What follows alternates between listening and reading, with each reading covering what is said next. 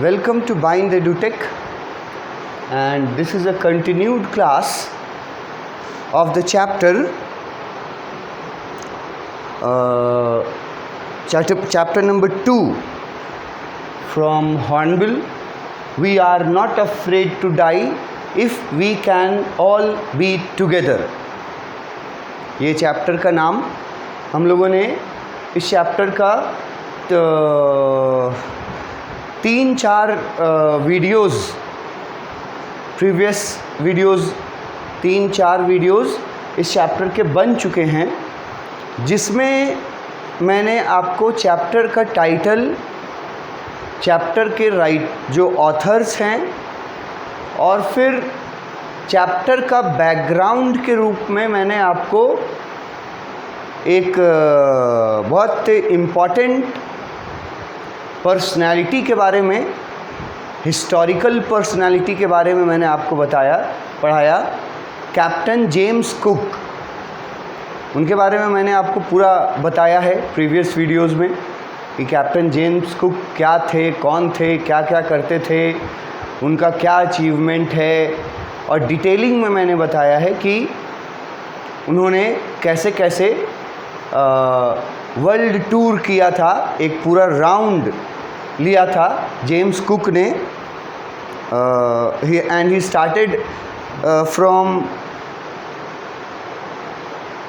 1768 में उसने ये किया था, कैप्टन जेम्स कुक ने, जो एक इंग्लिशमैन था, ठीक है, ब्रिटिश था, इंग्लैंड का रहने वाला था।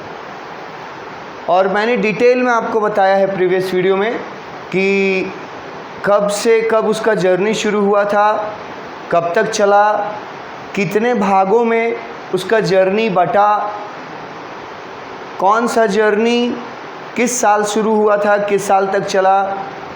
3 भाग में बटा हुआ था, फर्स्ट फेज़, सेकंड और थर्ड वॉयेज वर्ड यूज़ किया जा रहा था उसमें हम लोगों ने नोटिस किया था कि एस्ट्रोनॉमर्स उसके 2 वॉयेजेस में शामिल थे, एस्ट्रोनॉमर्स, और कुछ इम्पॉर्टेंट लोग का नाम मैंने मेंशन किया था कि फर्स्ट वॉयेज में उनके साथ कौन कौन था, सेकंड वॉयेज में कौन कौन था, थर्ड वॉयेज में कौन कौन था।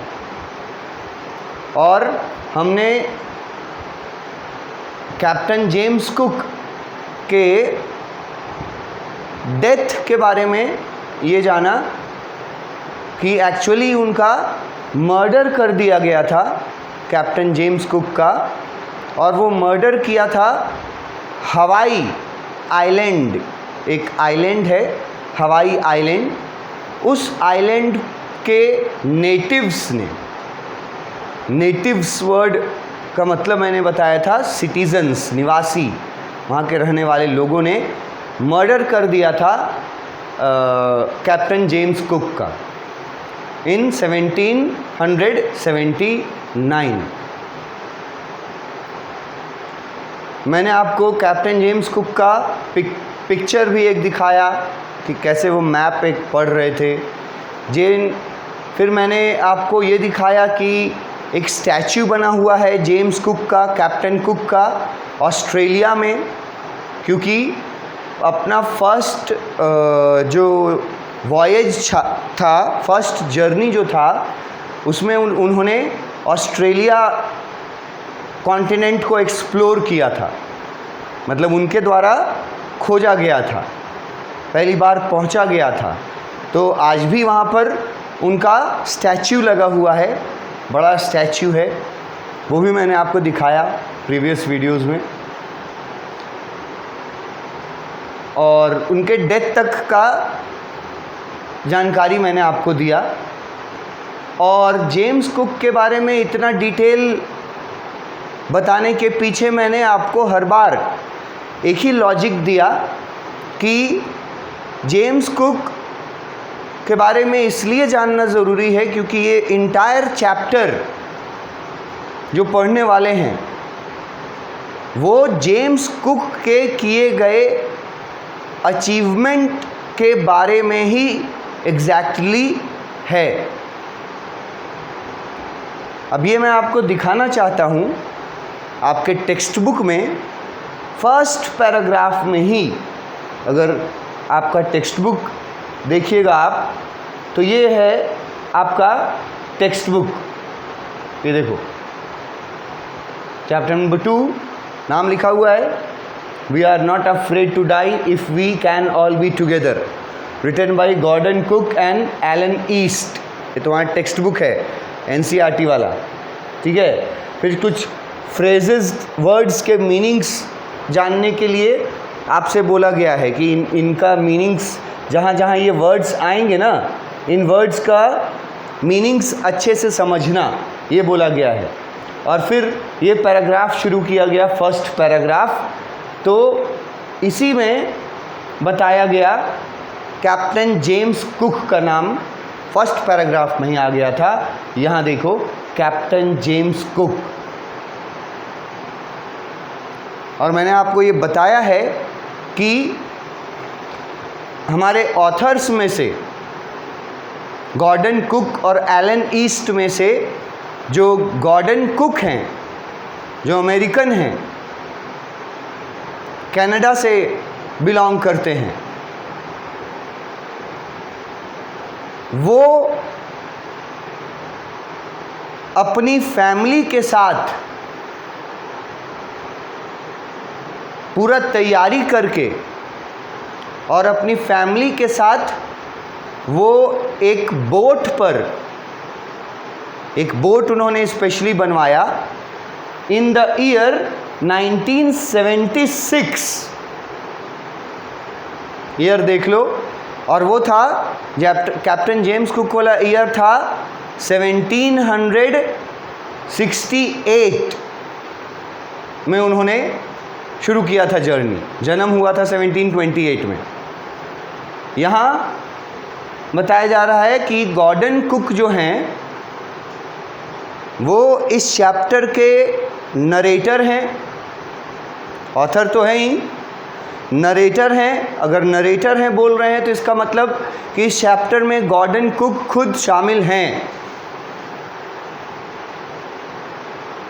एलन ईस्ट जो दूसरे ऑथर हैं वो नरेटर नहीं हैं। इस स्टोरी के नरेटर हैं गॉर्डन कुक। और तुम्हारे टेक्स्ट बुक के फर्स्ट पैराग्राफ में ही बता दिया गया कि गॉर्डन कुक ने 1976 में वो करने का ठाना, वो करना शुरू किया, to duplicate the round the world voyage made 200 years earlier by captain James Cook. ये वर्ड डुप्लीकेट मतलब वर्ड तो सबको ही समझता होगा, कॉमन वर्ड है। डुप्लीकेट किसी चीज़ की कॉपी करना, उसी को डुप्लीकेट करना बोलते हैं। तो जो काम कैप्टन जेम्स कुक ने 200 साल पहले या उससे पहले भी किया था, 200 साल पहले जो काम कैप्टन कुक ने किया था, ये the round the world voyage, कि उन्होंने पूरे दुनिया का एक चक्कर लगाया था थ्रू वाटर, पानी जहाज से। मैंने वो जहाज का पिक भी आपको दिखाया है जो जेम्स कुक ने यूज़ किया था। तो जेम्स कुक द्वारा किए गए उस काम को, जो हिस्टोरिकल इम्पोर्टेंस रखता था, 200 साल पहले जो जेम्स कुक ने किया था, वही काम रिपीट करना चाहते हैं। डुप्लीकेट का यहाँ मतलब रिपीट करना भी हो गया, कि वही काम फिर से एक बार करना चाहता है। कौन? हमारे ऑथर में से एक, गॉर्डन कुक। दूसरे ऑथर जो हैं वो ऑथर हैं, वो नरेटर नहीं है, स्टोरी में नहीं है। लेकिन गॉर्डन कुक जो है वो ऑथर तो हैं ही, साथ ही नरेटर भी हैं, मतलब वो इस स्टोरी में खुद शामिल हैं। गॉर्डन कुक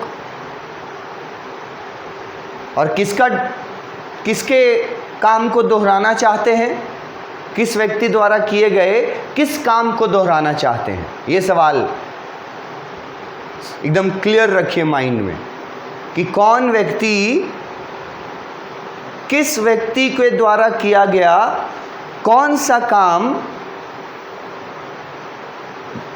दोहराना चाहता था, रिपीट करना चाहता था।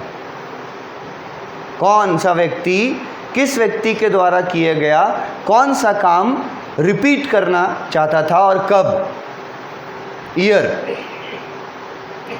पहला व्यक्ति जो है James cook, in the year 1768,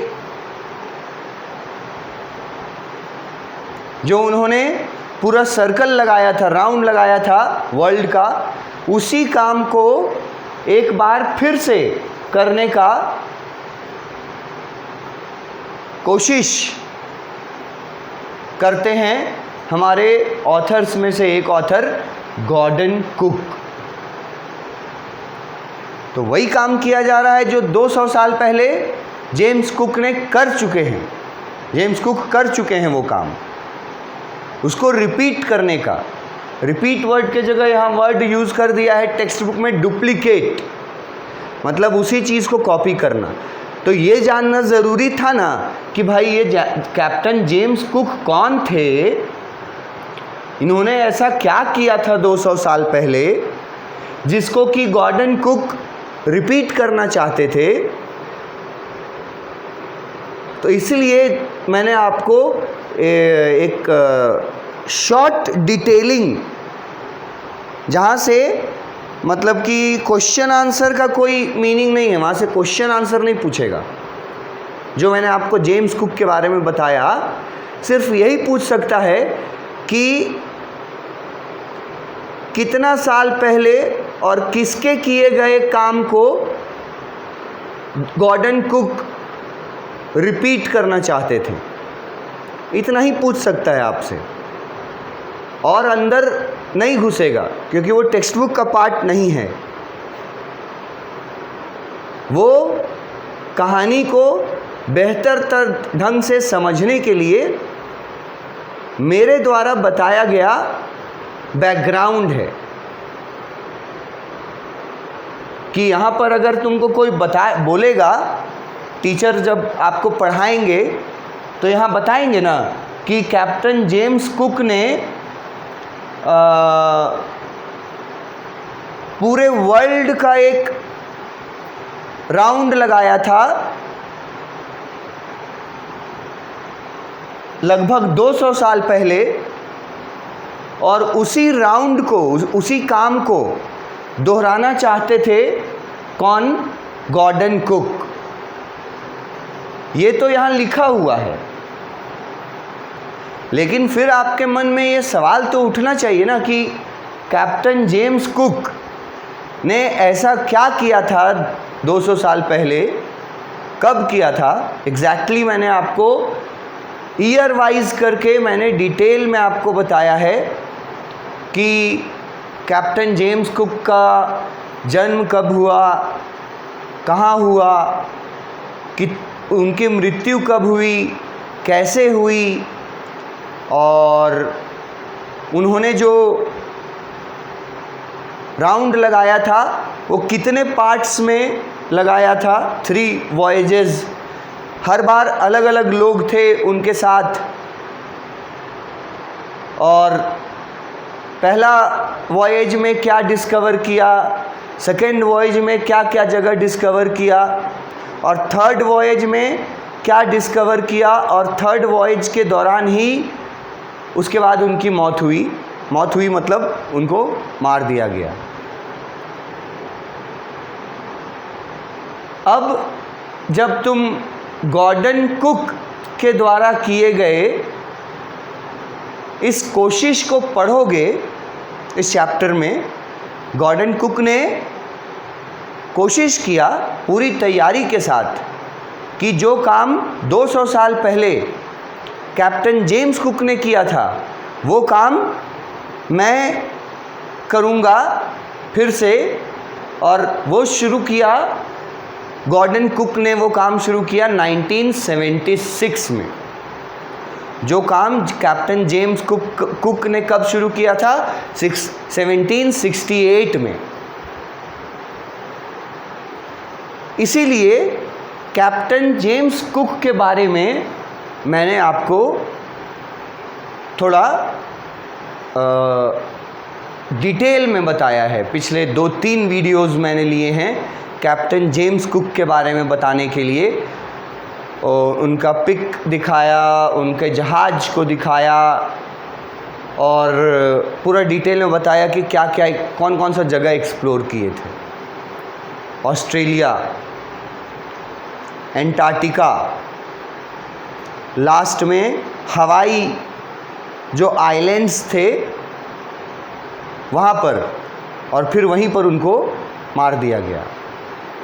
तो उस कहानी से कोई सवाल नहीं पूछेगा, जेम्स कुक के कहानी से कोई सवाल नहीं पूछेगा, मगर जेम्स कुक का कहानी जानना ज़रूरी है क्योंकि यहाँ लिखा हुआ है कि वही काम किया, तो जेम्स कुक ने जो काम किया वो जानना ज़रूरी था। अब आए हैं हम लोग चैप्टर में। मैं कनेक्शन आपको दिखा रहा था कि मैंने क्यों कैप्टन जेम्स कुक के बारे में इतनी सारी बातें आपको मैंने क्यों बताई। ये बातें जो मैंने आपको बताई पिछले क्लासेस में कैप्टन जेम्स कुक के बारे में, ये क्यों बताया, इसको मैं रिलेट करके मैंने आपको दिखाया कि इस वजह से बताया क्योंकि उन्हीं के किए गए काम को गॉर्डन कुक जो हैं वो रिपीट करने का कोशिश करते हैं, शुरू करते हैं 1976 में, 1976 में। अब हम लोग अपने ऑथर्स को थोड़ा जानते हैं। ऑथर्स के बारे में तो अभी तक कुछ जाना नहीं, सिर्फ अभी हम लोग जेम्स कुक के बारे में पढ़े। अब ऑथर्स, 2 ऑथर हैं, पहला गॉर्डन कुक, दूसरे एलन ईस्ट। ये इसका जो कवर फाइल बनाया गया है देख सकते हैं, गॉर्डन कुक हैं और एलन ईस्ट हैं। तो अब हमें गॉर्डन कुक और एलन ईस्ट के बारे में जानना होगा कि गॉर्डन कुक कौन हैं, कब के हैं, क्या हैं ये, और एलन ईस्ट कौन हैं, है ना, ये क्या इनका काम क्या था। ये हम लोग को अब ऑथर के बारे में, दोनों के बारे में 1 by 1 हम लोग को जानना है। सबसे पहले तो गॉर्डन कुक के बारे में लिखा गया। एक चीज़ मैंने पहले ही क्लियर कर दी है कि जेम्स कुक और गॉर्डन कुक, इसमें जो कुक वर्ड कॉमन है, सरनेम, उसके वजह से ये मत समझना कि दोनों में कोई रिलेशन है। एक अमेरिकन और एक ब्रिटिशर है, कोई रिलेशन नहीं। इत्तेफाक है कि गॉर्डन कुक नाम था उस व्यक्ति का जिसने कैप्टन जेम्स कुक द्वारा किए गए काम को दोहराने का कोशिश किया 1976 में। तो गॉर्डन कुक कौन थे? बताया जा रहा है गॉर्डन कुक का जन्म हुआ 1978 में, born in December 1978 in Toronto, is a 2-time Canadian Olympic sailor। पहला लाइन गॉर्डन कुक के बारे में कि गॉर्डन कुक है कौन। सबसे पहले बर्थ ईयर देखो, 1978 गॉर्डन कुक का बर्थ ईयर है 1978 और जेम्स कुक का बर्थ ईयर था 1728। यह है 1978। जन्म कहाँ हुआ? टोरंटो। टोरंटो कुछ लोग सुने होंगे, कुछ लोग नहीं सुने होंगे। टोरंटो जगह का नाम है जो कनाडा में है। टोरंटो जो है वो कनाडा में है। अब कनाडा का नाम ऑलमोस्ट सभी लोग हम एक्सपेक्ट करते हैं कि सुने होंगे। कनाडा क्या है? कनाडा नॉर्थ अमेरिका का एक कंट्री है। यूएसए में जो यूनाइटेड स्टेट्स ऑफ अमेरिका बोला जाता है, तो नॉर्थ अमेरिका में एक कंट्री है कनाडा। वहाँ से बिलोंग करते हैं गॉर्डन कुक।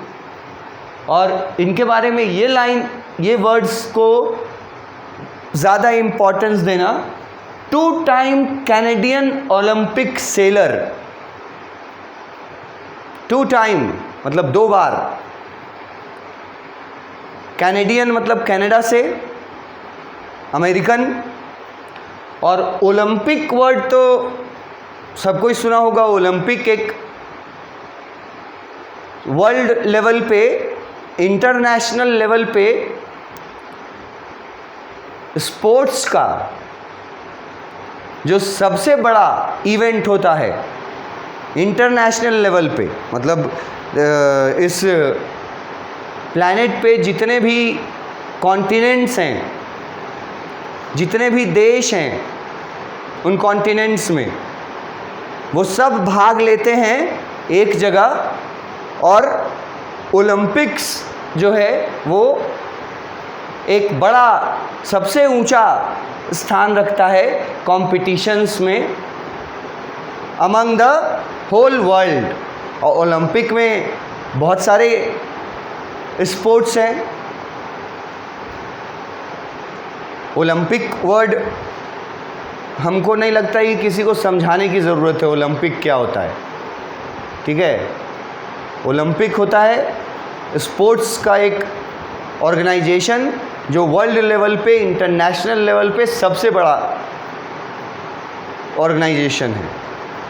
सबसे बड़ा मतलब उसको आप बोल सकते हो कंपटीशन है, कॉन्टेस्ट है सबसे बड़ा ओलंपिक्स।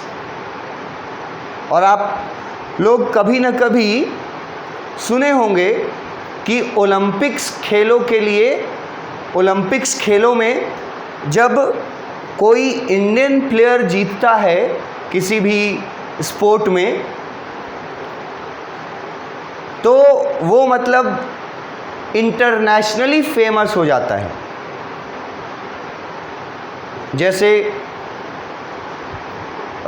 क्रिकेट तो ओलंपिक में अभी तक है नहीं, तो क्रिकेट के बारे में नहीं बता सकते। एग्ज़ाम्पल में मैं आपको एग्ज़ाम्पल दे सकता हूँ। कुछ रेसलर्स समझते हो? कुश्ती करने वाले पहलवान। इंडियन रेसलर्स ने रेसलिंग कंपटीशन में, ओलंपिक के रेसलिंग कंपटीशन में मेडल्स दिलवाए हैं भारत को। अगर आपने कभी नाम सुना हो, उनमें से एक नाम सुशील कुमार का आता है। ओलंपिक मेडलिस्ट हैं, gold medallist in wrestling. At present वो फंसे हुए हैं किसी कानूनी लफड़े में, सुशील कुमार। मगर वो इंडिया को 1 नहीं 2 बार शायद ओलंपिक में मेडल दिला चुके हैं सुशील कुमार रेसलिंग में। जैसे दूसरा नाम अगर इंडिया में मैं लूँ तो साइना नेहवाल, जो बैडमिंटन खेलती है। उसके पहले एक पादुकोण करके जो एक प्लेयर थी, फीमेल प्लेयर, उसने भी ओलंपिक में मेडल जीता बैडमिंटन में। साइना नेहवाल ने भी ओलंपिक में मेडल जीता, रिप्रेजेंट किया अपने कंट्री को और मेडल जीता। टेनिस में अगर आ जाओ तो टेनिस में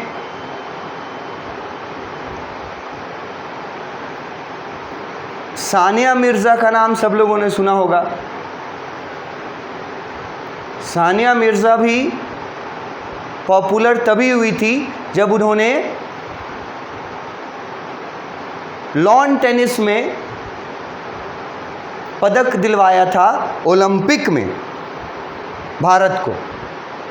शायद इंडिविजुअल पदक ना रहा हो, ये मैं कंफर्म नहीं हूँ, मुझे अभी याद नहीं है, पर उन्होंने भी ओलंपिक में इंडिया को रिप्रेजेंट करके इंडिया के लिए मेडल जीता है।